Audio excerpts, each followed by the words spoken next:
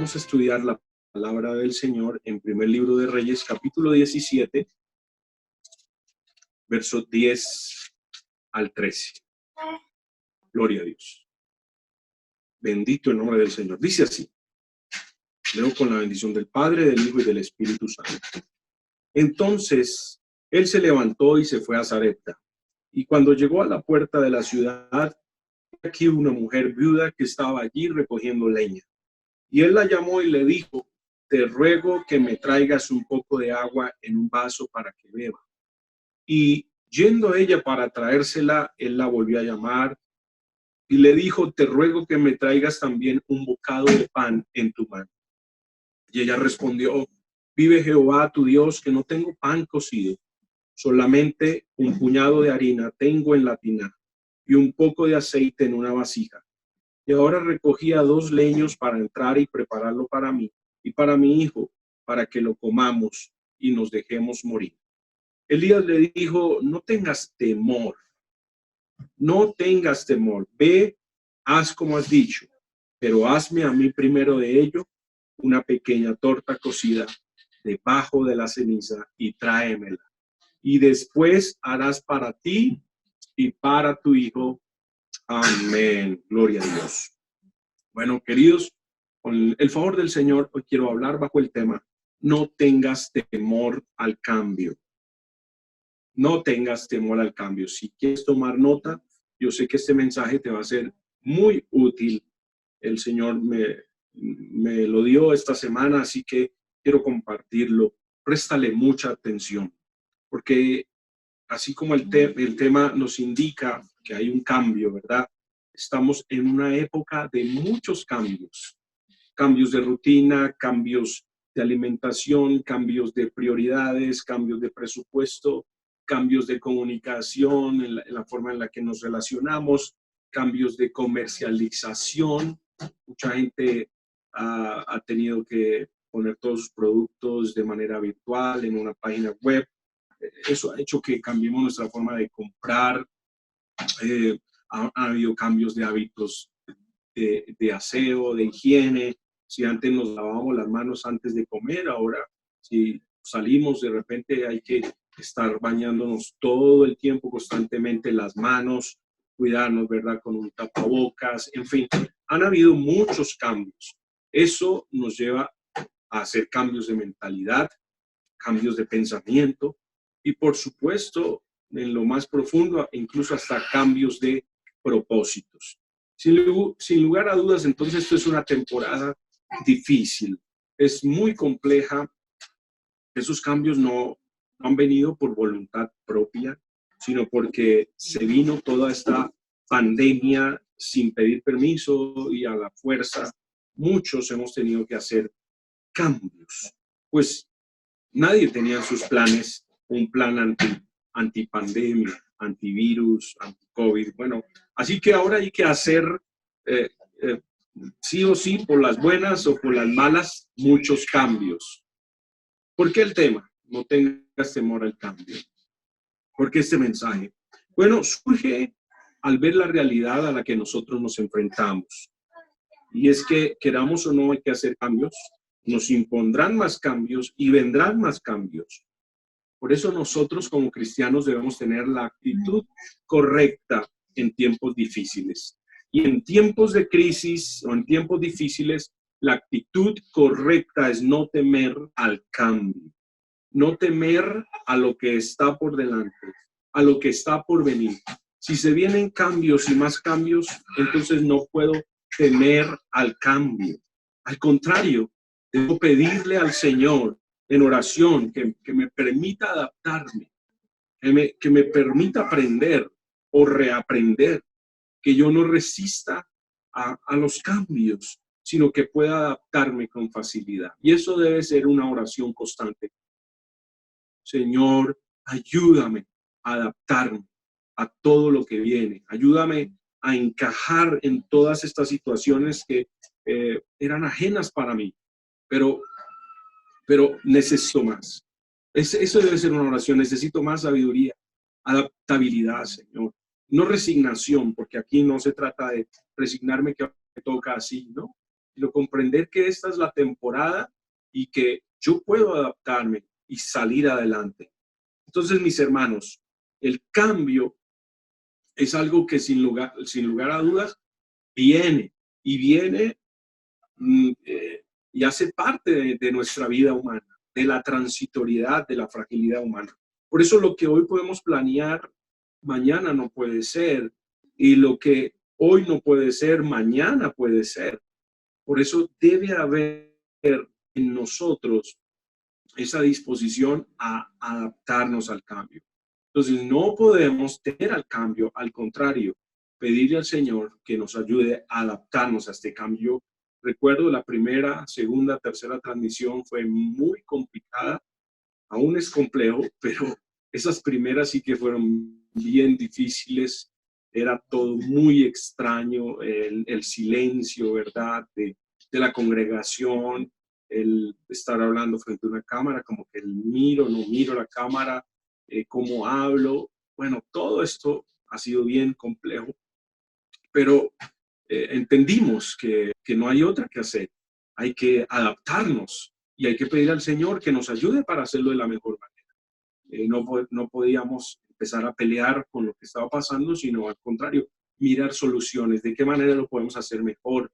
Y bueno, los que nos han estado acompañando, la gran mayoría desde el principio, pues han podido ver una evolución en estas transmisiones, un cambio positivo, porque, como les digo, cambios van a haber y van a seguir viniendo. Y la mejor actitud es estar dispuesto a ese cambio, no temer al cambio. Porque si yo me quedo peleando por esta situación, por lo que está viniendo, hermano, pues voy a quedar rezagado. Y muy probablemente entre en una depresión, bueno, en ansiedad, en tantas cosas que nos pueden desmoronar. Entonces, tenlo bien presente, porque a nosotros humanamente nos gusta la estabilidad, la seguridad, pero la época en la que estamos viviendo es una época de fe completamente, escúchame bien.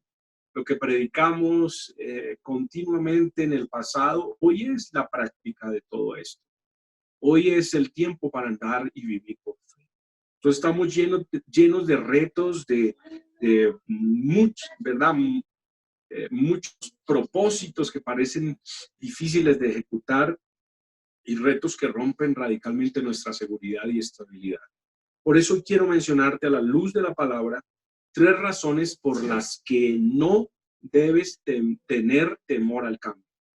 3 razones por las que no debemos tener temor al cambio. La primera es porque en el cambio, porque en el cambio viene lo nuevo de Dios. Escucha bien esa razón. No tengas temor al cambio, porque en el cambio viene lo nuevo de Dios.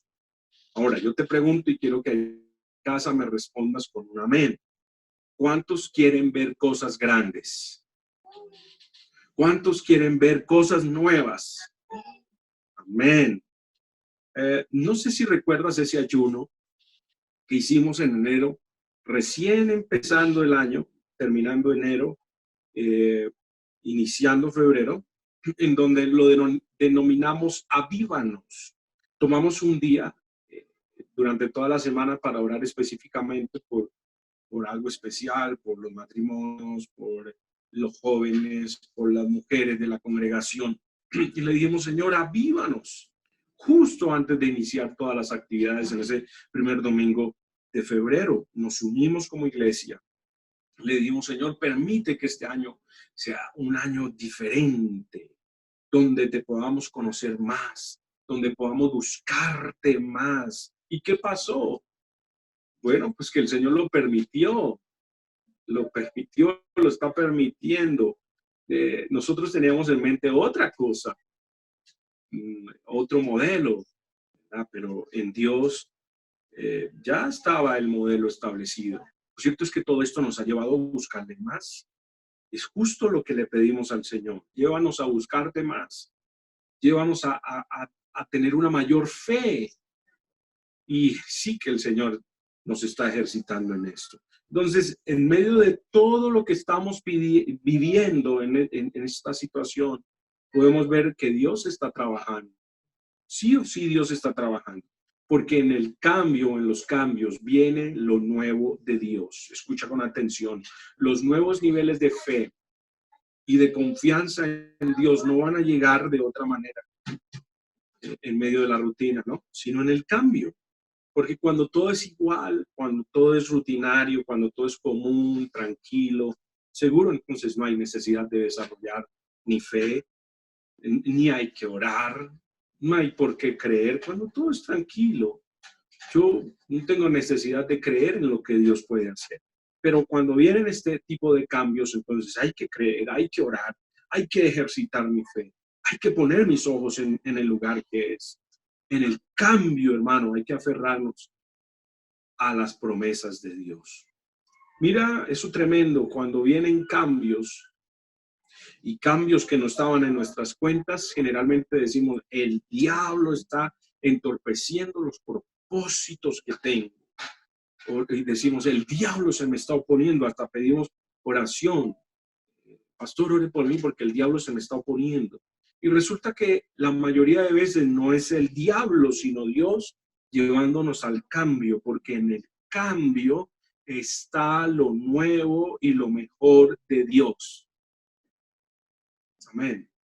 Entonces, si retrocedemos años o incluso décadas atrás, nos damos cuenta que muchos cambios que en su momento consideramos lo peor que nos podía estar pasando, fueron la oportunidad de Dios a algo nuevo y mejor que llegaba para bendecir nuestras vidas.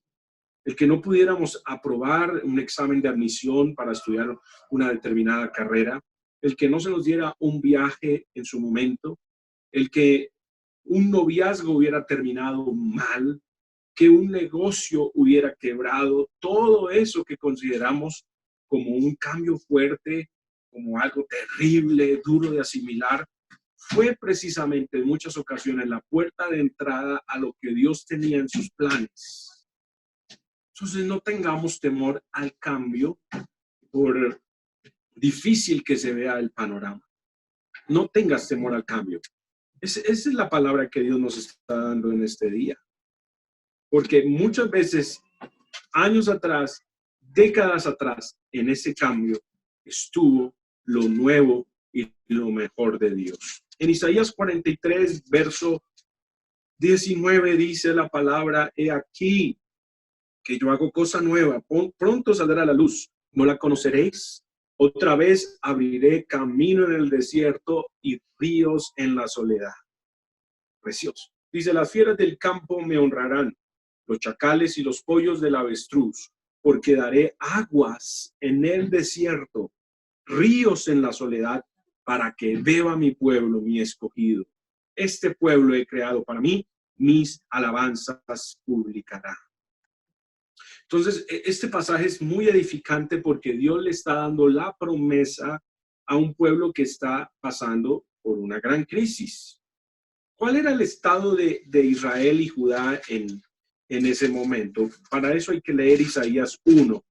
Mira cuál era la condición del pueblo de Israel. Isaías 1, verso 4 dice, oh gente pecadora, pueblo cargado de maldad, generación de malignos, hijos depravados, dejaron a Jehová, provocaron a ira al Santo de Israel, se volvieron atrás.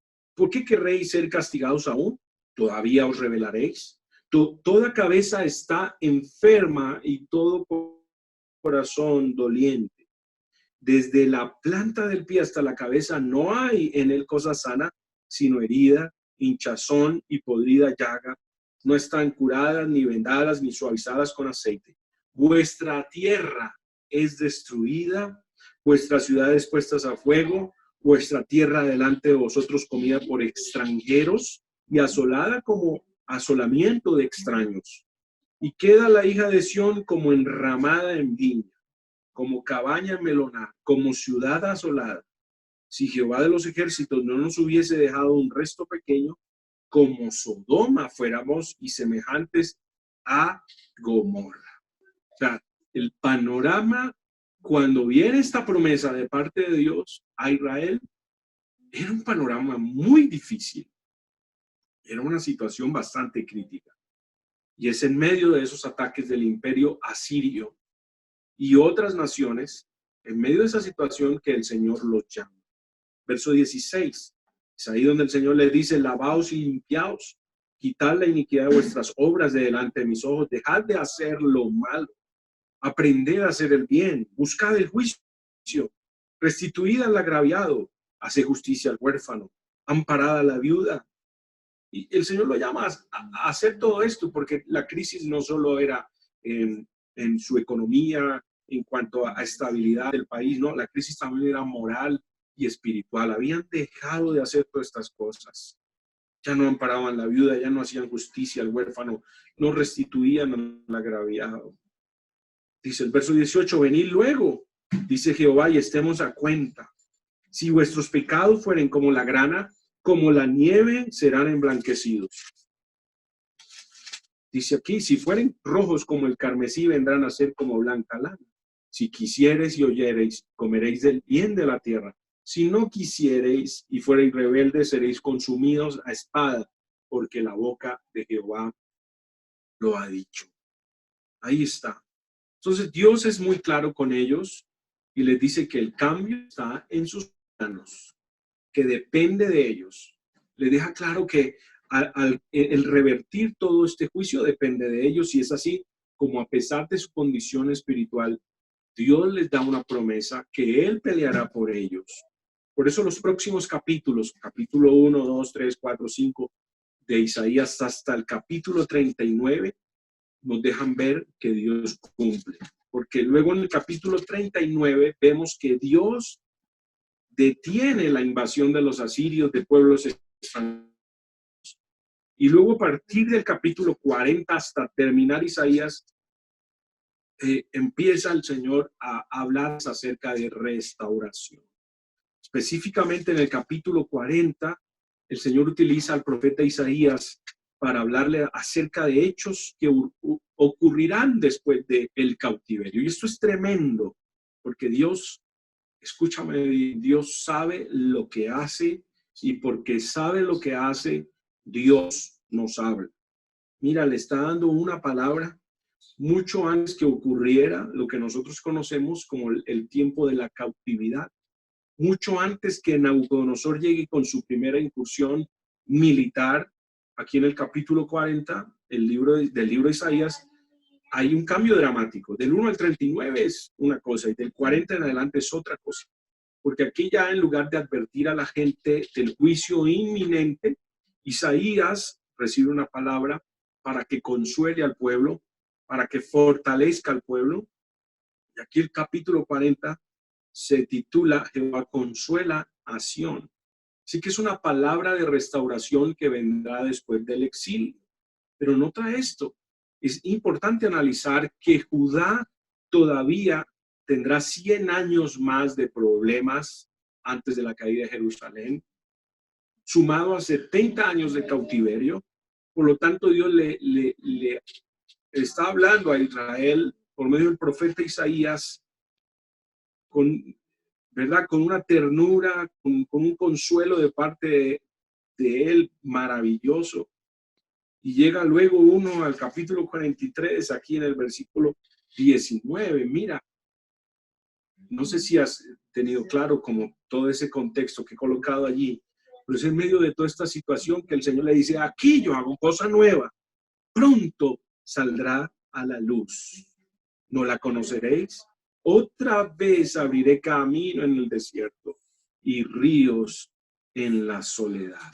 Ahora, si bien Judá todavía no estaba cautiva por Babilonia, sí estaba pasando por pruebas, porque la invasión de Asiria los estaba, los tenía mal. Por eso la profecía en ese momento pudo tomarse como una palabra de fortaleza. Sin embargo, quienes la verían cumplida 170 años después. Bueno, alguno dirá: ¿y entonces qué tiene que ver esa palabra conmigo? ¿Qué tiene que ver ese mensaje conmigo? Bueno, la palabra de Dios es vida y es espíritu. La palabra es viva y eficaz. Cuando tú la lees, tienes dos opciones: creerla y aplicarla, negarla o ignorarla. ¿De qué manera puedo ignorar promesas? Sencillamente voy a la historia y digo, eso solo aplica para Israel, eso solo aplica para Judá. Eso era algo que Dios estaba hablando en ese momento. No aplica para mí. Tú puedes tomar esa actitud. O puedes tomar la segunda actitud. ¿De qué manera puedo creerla y aplicarla? Bueno, entendiendo que Dios habla hoy a través de ella. Y que sin importar cuándo fue escrita o para quién fue escrita, Dios tiene siempre una palabra para mí. Dios siempre tiene una palabra para ti y para mí. Entonces, alguien puede decir, pastor, está sacando los textos de contexto. Por supuesto, yo no estoy hablando aquí de crear nuevas doctrinas, sino de la palabra rema, la palabra de revelación, la palabra que Dios da siempre a sus hijos para suplir una necesidad. Una palabra que te va a fortalecer, que te va a dar dirección. No importa si es Génesis 1:1 o es Apocalipsis 3:1. El asunto es que si tú lo necesitas, vas a leerlo y Dios te va a hablar y Dios te va a dirigir. Y ese es el poder de la palabra. Por eso la palabra es viva y eficaz. Ahora, y entonces, por lo tanto, yo creo que Isaías 43:19 aplica para hoy. He aquí, yo hago cosa nueva. Pronto saldrá a la luz. Si bien en su momento el Señor se lo dio a Judá, a Israel, a través del profeta Isaías, amén. Gloria a Dios, sirvió para consuelo de ellos. Luego 170 años para cumplimiento de la profecía, pero para hoy, a nosotros es una palabra de fortaleza. Es una palabra que nos lleva a creer que Dios tiene el control de todo y que va a hacer cosas especiales. Aplica, por supuesto, para estos tiempos de pandemia. Me quiero decir a ti, querida iglesia, Dios hará cosa nueva. ¿Y cómo hará cosa nueva? Bueno, Dios es poderoso para obrar. Lo que a mí realmente me motiva es saber que vendrán cambios, que Dios permitirá cambios, sí, ya los estamos viendo. Y lo único que quiero es que el Señor se siga manifestando y se siga glorificando. Como dijo ese precioso personaje bíblico, yo sé que mi Redentor vive. Por lo tanto, en el cambio no me irá mal. Sé que nada me va a faltar en el cambio, porque en el cambio viene lo nuevo de Dios. En el cambio viene la bendición de Dios. Así que Dios está permitiendo que vengan todos estos cambios. En menos de 2 meses, muchas cosas han cambiado.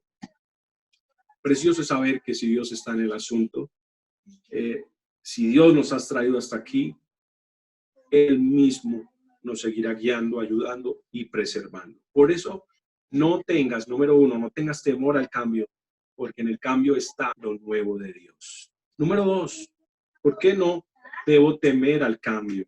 Porque en el cambio hay un mayor conocimiento de Dios. Vamos a 2 Corintios, capítulo 3. 2 Corintios, ahí busquen por favor en sus Biblias. Recuerden que hay que participar activamente de este culto. Allí en la casa, todos con la actitud especial. 2 Corintios 3:17. Dice, porque el Señor es el Espíritu, y donde está el Espíritu del Señor, allí hay libertad. Por tanto, nosotros todos, mirando a cara descubierta como en un espejo, la gloria del Señor, somos transformados de gloria en gloria, en la misma imagen como por el Espíritu del Señor. Entonces, este factor es importante porque habla directamente del carácter de Dios. Un Dios que se quiere revelar a nuestras vidas. ¿Quién es Él? ¿Qué puede hacer? ¿Cómo obra? ¿Cómo trabaja? ¿Cómo se llama? Amén. Entonces, no tengas temor al cambio, porque en los cambios o en el cambio conocemos un poco más de nuestro Dios. ¿Quién es Él? ¿Qué puede hacer? Sin cambio, nosotros nos quedaríamos con el mismo conocimiento pequeño y limitado de Dios. Qué lindo es ver cómo Dios trabaja. Por eso los cristianos, los hijos de Dios, vamos de gloria en gloria, de revelación en revelación, de trato en trato. O ponle hoy una nueva palabra para que lo comprendas, de cambio en cambio. No serán cambios que no podamos soportar. Por eso la prueba que permite el Señor en nosotros es llevadera. Si estamos agarrados de su mano, si estamos morando bajo la sombra del Omnipotente, esto es una verdad tremenda. No hay que temer, porque será llevadero. Si Dios está en el asunto, esto no es para derrota, ni para calamidad, ni para muerte. Esto es para la gloria de Dios. Sin cambios no hay crecimiento ni transformación espiritual. Recuerdo atrás cuántas veces me dolieron los cambios, cuán duros fueron esos momentos, cuán frágil y vulnerable me sentí en ese momento, aceptando que habían áreas de mi vida que no iban a ser iguales, nunca más serían iguales, ni podían ser siendo iguales. Pero fue allí, como denominamos esos tiempos de quiebre, de cambio radical, donde precisamente vi a Dios obrar de manera palpable. Donde pensé que todo había terminado, era todo lo contrario. Dios estaba iniciando una nueva etapa de gloria en mi vida, de revelación en mi vida. Cuando pensé que ahí me iba a morir de desamor, ¿verdad? Que no me salieron las cosas, no me presta atención, no pude entrar a estudiar en la Universidad Nacional la arquitectura, pensé que hasta ahí todos los planes habían llegado y no, Dios abría otra puerta, la puerta de la bendición para encaminarme en su propósito. Así que si algo tenemos claro, hermano, es que cuando hay cambios, hay una oportunidad para conocer más al Señor, para conocer más de su grandeza. Quiero hablarte de la última y tercera razón por la que no debemos temer al cambio. Y es porque el cambio, o en el cambio, está la estrategia divina para preservarnos. Tercera razón por la que no hay que temer al cambio, porque en el cambio está la estrategia divina para preservarnos. Es ahí donde volvemos al primer libro de Reyes, capítulo 17. En el versículo 8 encontramos este pasaje bien especial de la Elías y la viuda de Sarepta, de cómo vino una palabra del Señor a Elías y le dijo en el verso 9, levántate, vete a Sarepta, Sidón, y mora allí. He aquí yo he dado orden allí a una mujer viuda que te sustente. Mira, todo esto que quiero hablar en este instante está bajo el control y bajo el dominio del Señor. Porque esta mujer, esta viuda, debe aprender algo maravilloso que no se le había revelado antes. Y es, ¿quién es Dios? ¿Quién es Dios? Y su propósito para con ella. El Dios verdadero. ¿Por qué el Dios verdadero? Porque la viuda, que nos habla aquí la palabra, la viuda de Sarepta, no era una mujer israelita. Era una mujer extranjera, provenía de un lugar que no temía a Dios, ni tenía a Dios como su Dios. Por eso para ella el modelo de adoración en su país era muy diferente al modelo de adoración de Israel.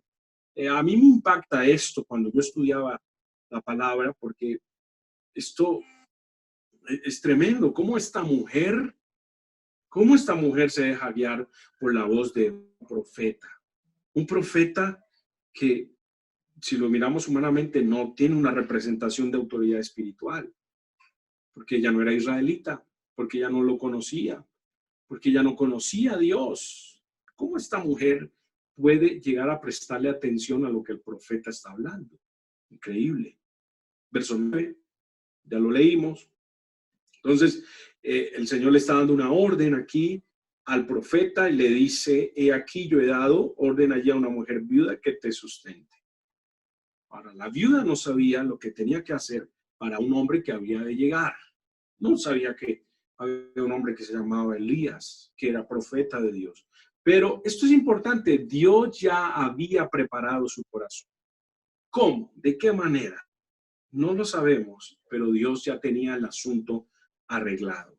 Hay cosas que no son tu asunto, ni mi asunto, ni tu problema, ni mi problema. porque Dios ya las tiene resueltas. No te pongas a hacer cuentas y cómo será esto, pero lo que el Señor me está diciendo es que hará cosa nueva, pero ¿cómo hará cosa nueva? Yo no veo de dónde Dios puede hacer cosa nueva. No, si el Señor dice que abrirá caminos en el desierto y otra vez dará ríos ríos en la soledad, que el Señor va a hacer cosas, tú no te preocupes cómo las va a hacer el Señor, porque eso ya está dispuesto en las manos de Dios. ¿Cuál debe ser tu actitud? Tú solo cree que si Dios dijo, Él lo va a hacer. Entonces el profeta no se puso a pensar, ¿cómo así que Dios le está dando una orden a una viuda que sustente? En Sidón, en otro país, en otra tierra. Él sencillamente caminó. Dice, verso 10, entonces él se levantó y se fue a Sarepta. Eso es lo que tenemos que hacer. El Señor le hablaba de un cambio. Tienes que salir de donde estás. ¿Y él qué hizo? No tuvo temor, sencillamente se levantó y se fue a Sarepta. Y cuando llegó a la puerta de la ciudad, aquí una mujer viuda que estaba allí recogiendo leña. Y él la llamó y le dijo, te ruego que me traigas un poco de agua en un vaso para que beba. Poderoso. Y yendo ella para traérsela, él la volvió a llamar y le dijo, te ruego que me traigas también un bocado de pan en tu mano. Entonces, vemos que hay una diligencia en la mujer cuando él le pide de beber enseguida, que él le manifiesta, le dé de beber, ella se levanta, se va por el agua, ¿verdad? Pero cuando ella va por el vaso que debía traer con agua, él le vuelve a llamar en medio de su diligencia. Le dice que no solo traiga el vaso con agua, sino que también le traiga un bocado de pan. Y ahí se pone difícil, porque agua te puedo dar, pero el cambio de agua a pan se pone complicado. Es como si alguien me pide limosna, ¿verdad? Una moneda en estos tiempos. Seguramente yo se la puedo dar sin ningún reproche, pero otra cosa es cuando me dice, oye, mejor no me des una moneda, dame un mercado para todo un mes. So, como que, wow. Ahora, ¿qué puedo hacer por ti? Y no lo puedo hacer. Mira, acá hay un detalle. La Biblia está llena de detalles. ¿Por qué esto se vuelve muy complejo? Porque la economía en ese momento no era la más ideal y esta no era una viuda rica. La Biblia nos permite entender que a causa de la oración del mismo profeta había venido una sequía muy fuerte sobre toda la tierra. Por eso la economía que dependía en ese momento de la agricultura estaba muy mal y peor aún la situación de esta mujer viuda. A falta de un hombre que pudiera laborar, esta mujer estaba totalmente desprotegida y vulnerable. Notemos lo complejo del escenario. ¿A quién Dios ha preparado para que sustente al profeta? Humanamente a la que menos tenía recursos. Eso es un cambio fuerte de paradigma para el que cree que la ayuda va a llegar del que tiene, del que puede, del rico, del millonario. Pues la verdad, hermano, es que Dios en este tiempo seguirá usando a los que, entre comillas, no tienen. Porque es con los que no tienen que Dios se va a manifestar. Esto me lleva a pensar que para esta época Dios va a seguir obrando y obrando de manera inusual. Por eso no temas al cambio, porque en el cambio está la estrategia que Dios tiene para preservarnos. No temas a hacer cosas nuevas. No, pero pastor, yo hacía 20 años que me dedicaba a esto y ahora no, pues nada, esto aquí será acostarnos y morirnos. No, mi hermano, en todo lo que está ocurriendo hay muchas oportunidades. En todo lo que estamos viendo a nuestro alrededor hay muchas oportunidades. No tengas temor al cambio. Si tu empresa tiene que redirigirse hacia otro modelo de negocio, hacia otro tipo de personas, no tengas temor al cambio. Porque en el cambio está la estrategia de preservación. Emprende. Dile al Señor que te dé sabiduría. Dile al Señor que te dé los recursos. No es tiempo para encerrarnos. Es tiempo para estar más abiertos a todo lo que el Señor está colocando por delante. Mira, en este caso que te estoy leyendo, tanto Elías debía creer como la viuda debía creer. Los dos debían creer. No creas que porque el profeta él sencillamente fue allá y creía que todo ocurriría y listo. No, mis queridos. Esto es un tema bien especial, porque el profeta estaba ejercitando su fe, pero aquella mujer también. Verso 11, retomo aquí un poquito, cuando ella va para traerle el vaso con agua, él la vuelve a llamar, le dice, te ruego que me traigas también un bocado de pan en tu mano. Y ella respondió, verso 12, vive Jehová tu Dios que no tengo pan cocido, solamente un puñado de harina tengo en la tinaja y un poco de aceite en una vasija. Y ahora recogía 2 leños para entrar y prepararlo para mí y para mi hijo, para que lo comamos y nos dejemos morir. O sea, la situación era bastante difícil. Cuando esta mujer le dice así, hay una palabra de parte de Dios a través del profeta. Verso 13, Elías le dijo, no tengas temor. No tengas temor. Oye, el Señor te está hablando en esta mañana, te está diciendo, no tengas temor. Aleluya. Ve, haz como has dicho, pero hazme a mí primero de ello una pequeña torta cocida debajo de la ceniza y tráemela. Y después harás para ti, para tu hijo. Porque Jehová, Dios de Israel, ha dicho así, la harina de la tinaja no escaseará, ni el aceite de la vasija disminuirá hasta el día en que Jehová haga llover sobre la faz de la tierra. Nota algo aquí, la mujer debía hacer un gran cambio en su plan. El plan era hacer primero para ella y su hijo y dejarse morir. Pero el profeta le dice, sí, veas como has dicho, pero hazme a mí primero de ello una pequeña torta cocida y tráemela. Y después, y es en ese después donde hay un cambio bien fuerte para la viuda, porque lo que ella quería primero, ahora tiene que ser después. Eso es un cambio. Y aquí hay algo maravilloso, y es que el milagro estaba en la obediencia de esta mujer. Ella confió en la palabra de Elías y le dio todo lo que quedaba para comer. Ojo, ten presente que todo milagro, grande o pequeño, comienza con un acto de obediencia. Todo milagro, grande o pequeño, bueno, si ya es un milagro, no es pequeño. Pero si hay una intervención de Dios sobrenatural, grande o pequeña, todo eso será activado con un acto de obediencia. Quizás no veamos la solución hasta que demos el primer paso. Hay muchas cosas que han estado retenidas, que Dios quiere hacer, que Dios quiere traer, pero tú no has dado el primer paso. Cosas que Dios ha puesto en tu corazón. Dale de comer primero a Él. Llévale a tal un mercado. A Él primero, a ella primero. Y tú, no, yo primero como y luego me muero. Y el Señor está diciendo, no, mira, tienes que hacer un cambio de mentalidad, tienes que poner tu fe a otro nivel y creerme. Ve, sí, ve y prepara, haz lo que tengas que hacer, sigue trabajando, pero primero dale a otro. Y luego tú vas a ver algo milagroso. Aleluya. Dice entonces el verso 15 que entonces ella fue e hizo como le dijo Elías y comió él y ella y su casa muchos días. Bendito el Señor. Qué precioso. ¿Por qué? ¿Por qué ocurrió esto? Mira, la viuda creyó que cambio de mentalidad era la estrategia para no morir.